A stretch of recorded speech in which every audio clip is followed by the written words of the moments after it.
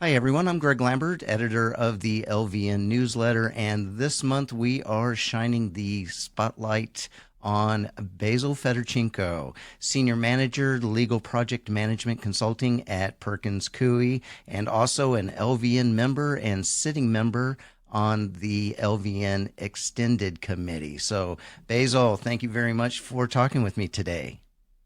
Greg, thank you so much for having me. I'm absolutely honored to be here. Well, let's begin pretty easily. Let's talk about your professional journey.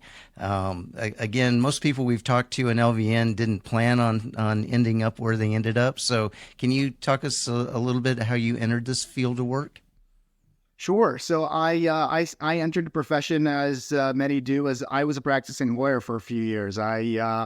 I put in my 7,500 hours, and after a few years, realized that wasn't the path for me. And at the time, I ended up at Bloomberg. I kind of eased my toe out of the practice. I was a legal analyst for several years before transitioning into a role where I was working with large law firms, and in part talking to a lot of partners and a lot of practitioners about getting to know their clients, getting to know what their clients wanted, what they needed.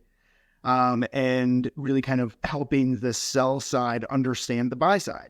After that, I transitioned to a role at Thomson Reuters. I was the legal tracker, where I was talking to the folks on the buy side. It was kind of the nascent days of the legal operations world, and there were a lot of conversations around, hey, I have all this data and information, through my billing system. What do I do with it? Kind of what are some of the initiatives that you're seeing out in the market? And there was a lot of talk about convergence and panels, and then kind of get into the nitty gritty of, hey, do you want your firms to build budgets? What kind of questions are you asking your firms in the process? How are you holding them accountable? How are, what does that process look like for you? And who is doing that process? Who's managing that process? Then after a couple of years, there's this wonderful opportunity with Perkins Coie under, the steady hand of Toby Brown that just looked too tantalizing to pass up.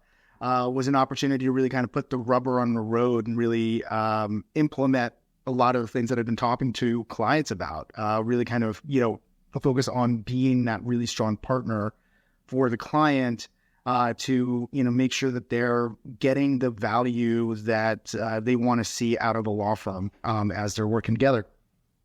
Yeah, Toby, I think, has been an entry point for a number of us into this field. So, well, let me ask you, what are some of the primary hurdles or obstacles that you face regularly in your professional routine? And would you mind sharing how you approach those, addressing these intricate challenges that you face?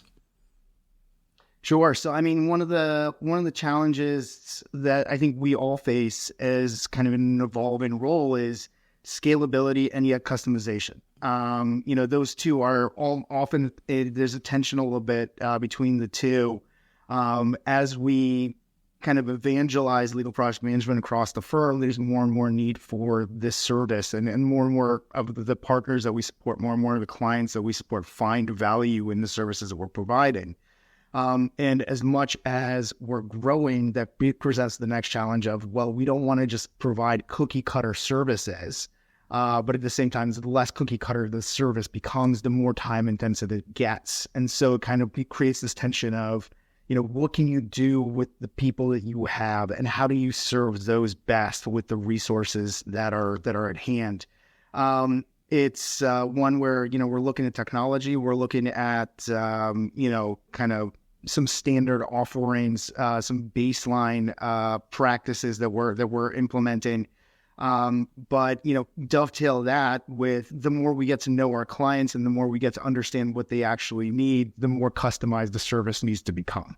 And then at the same time, our clients who, given, Perkins, given our client base, you can imagine it's very tech heavy.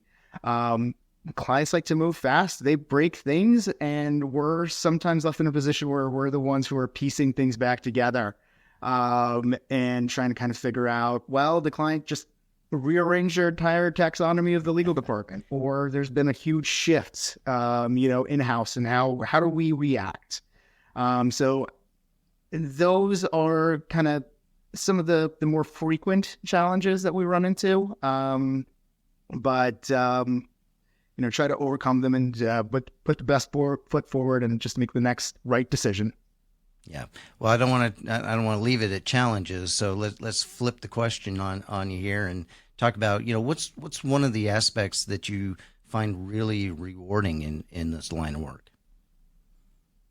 Developing relationships with the attorneys and the clients that we're working with, getting to know folks on a individual basis, getting to understand their practices, and getting to see the impact of our support on those practices, and seeing practices blossom and grow, and then also seeing client relationships just kind of really kind of develop into that next stage where there is a mutual trust and value that's placed on each other.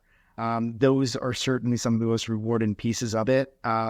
And really seeing kind of, when we start work often with either client or attorney, sometimes it can be a little messy, right? Like things aren't organized the way that they should be, or in my mind, they should be. The client isn't seeing things the way that, or we're not seeing things the way the client sees them, and building that structure, putting things, kind of organizing everything, and making sure that everybody's singing from the same sheet of music in that communication, and that relationship is incredibly rewarding.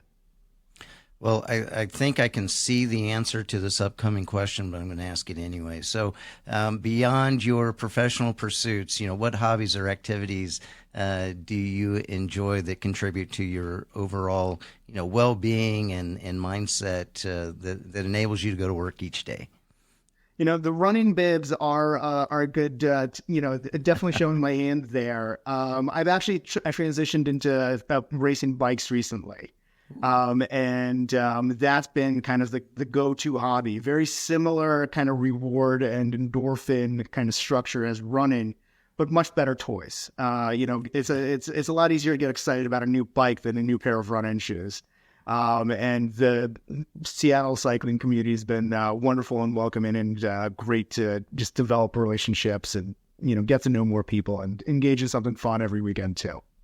Oh, nice. Well, what's your current bike? What are you riding now? I have multiples, as one can imagine. The perfect number of bikes is whatever you have plus one. So I'm always looking for the next. I've been spending a lot of time. It's cyclocross season. So right now I'm on my cross bike every weekend, and doing the best that I can, sliding around corners. Nice. So you're a member of the LVN Extended Committee, which supports initiatives across all the other committees. And we just put out a call for members to join. So how has your experience been with working with this group? Oh, it's been absolutely fantastic. It's such a great opportunity to get to know more people in the field. So many kind of LVM brings so many talented people together, and this is an opportunity to really work together on something that is impactful. Most recently we helped kind of steer some of the sessions that were at LVNX, which was terrific, and kind of provide some advice on some of the topics, as well as I got a chance to sit on a panel with some great folks in the space as well. So it's been a really rewarding and wonderful experience. Really kind of takes LVN from kind of a concept and really, brings it home, gives you that opportunity to connect with folks on a regular basis, and at the same time making sure that LVN is providing the fantastic content that it's known for. All right.